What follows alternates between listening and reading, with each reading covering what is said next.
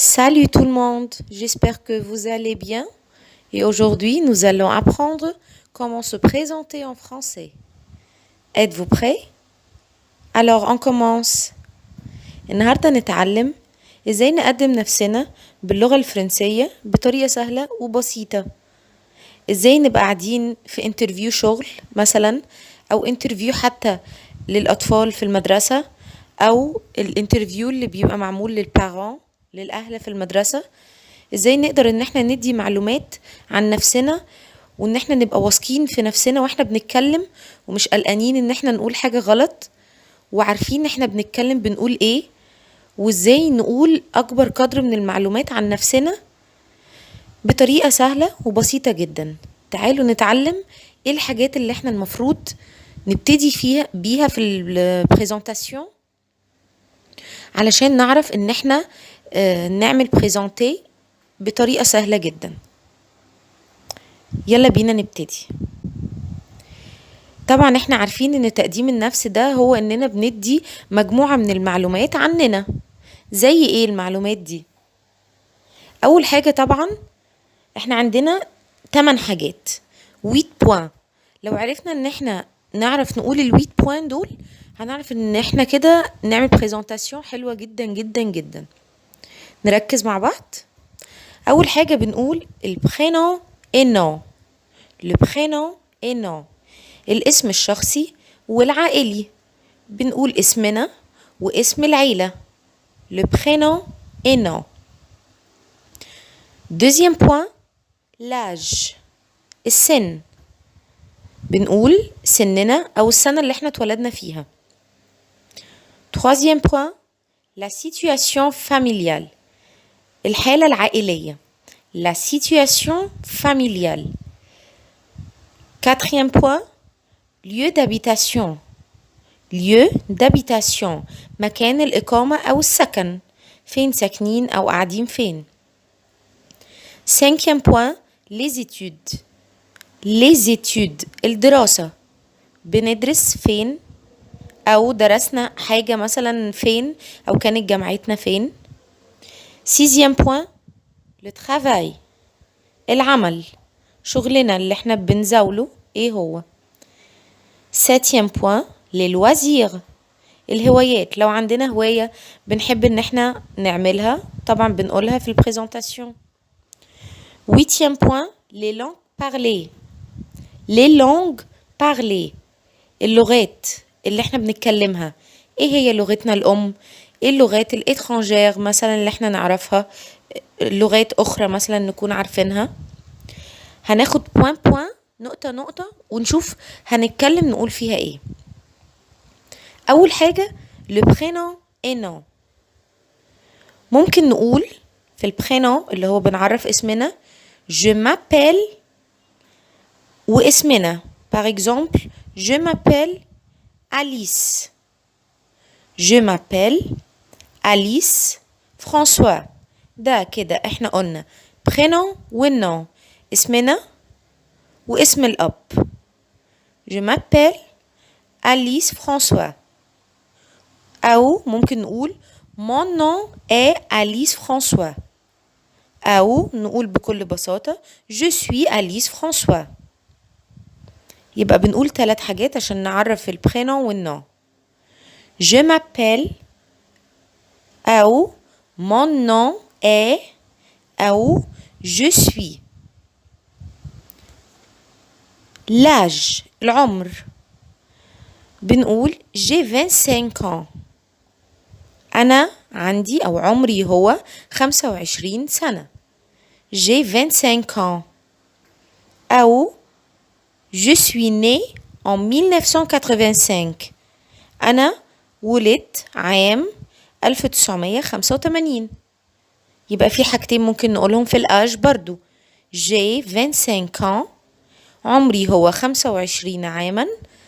أو je suis né en 1985. Troisième point, تالت نقطة عندنا في البريزنتاسيون la situation familiale.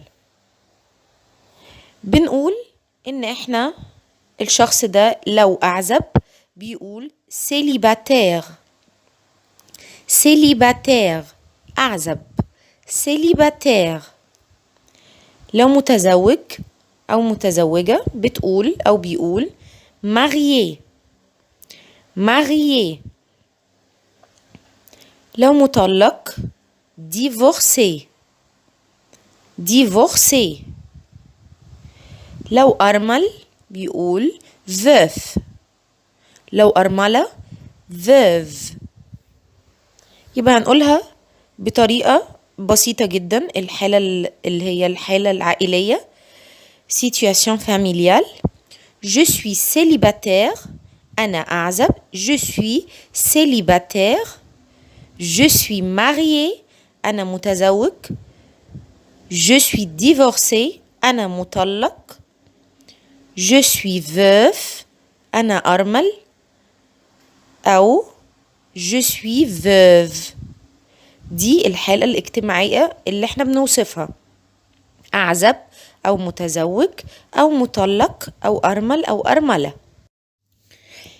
ندخل على 4e point وهي lieu d'habitation مكان الإقامة أو السكن.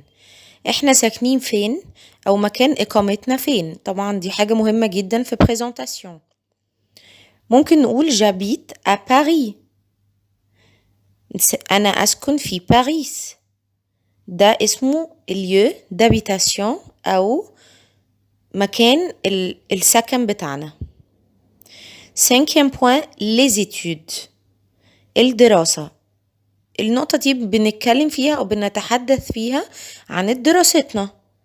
مثلا عايزين نقول إن أنا طالب في 3 سنة طالب في سنة 3 يبقى بنقول je suis étudiant en 3e année.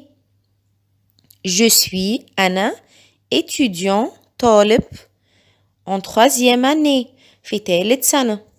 ولو بنت بتقول étudiante بنزود في étudiant يبقى بالنسبة للإيتود الدراسة لو أنت طالب فبتقول je suis étudiant en 3e année أنا طالب في السنة الثالثة.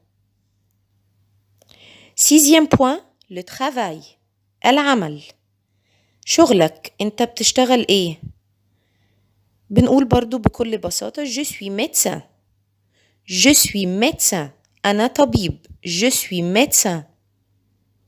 أو je suis enseignante. Je suis enseignante أنا معلمة. يبقى ممكن نقول je suis médecin. Je suis enseignante.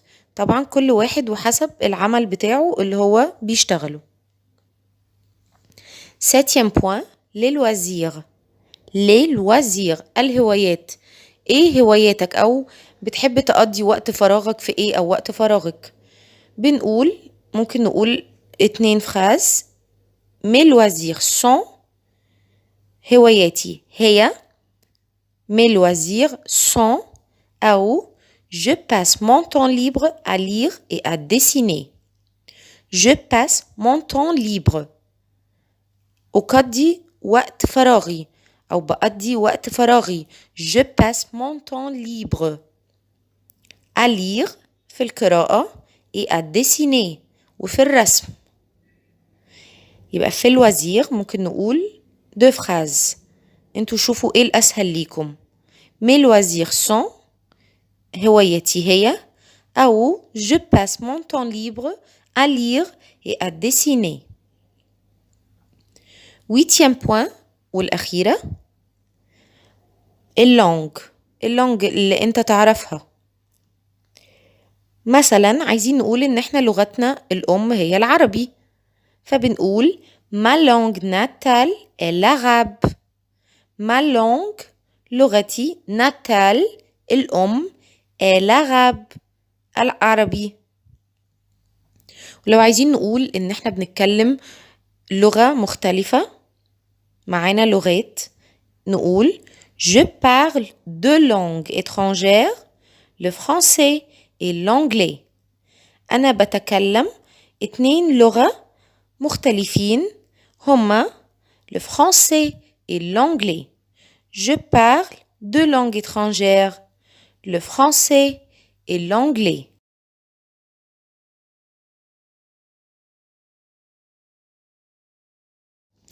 كده خلصنا ال8 بوين المهمين ان احنا نعرفهم عشان نعرف ان احنا نقدم نفسنا باللغة الفرنسية بطريقة سهلة وبسيطة جدا.